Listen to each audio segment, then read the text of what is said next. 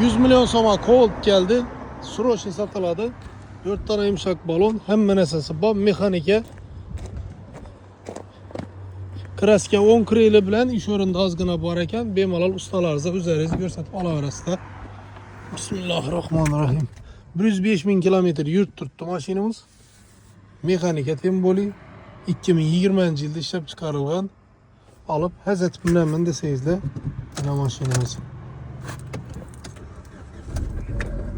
Sesleri. Benzinden tuttu, gazalı koymadık. Bemalal gelip görüp asanızda boladı.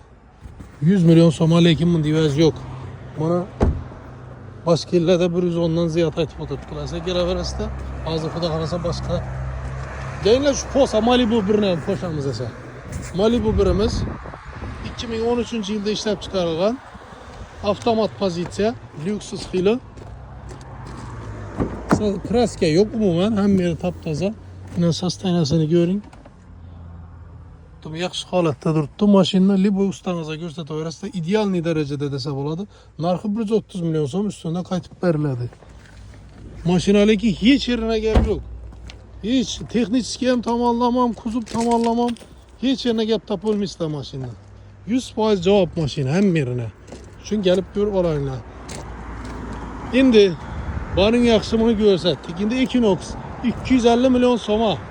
Bir krelinde kraskası var, yüzünde içine ötmeyen 2021 yıl 180 bin kilometre yürüyen benzinde metan hiç ne koyulma en full varyantı alıp Hazret Binemen deseyizle dum zor halatta durdu sasteniyası.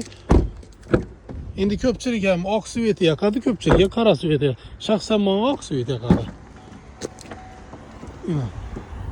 Arkasına bir omuna karan bela deyin. Kette.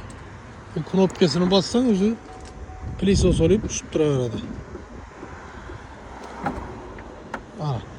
Esa kelaverasizda xudo xolasa Equinox ham 250 milyon so'm. Hech yerda yo'q baho Equinox'ni bahası. Tamam bo'ldi.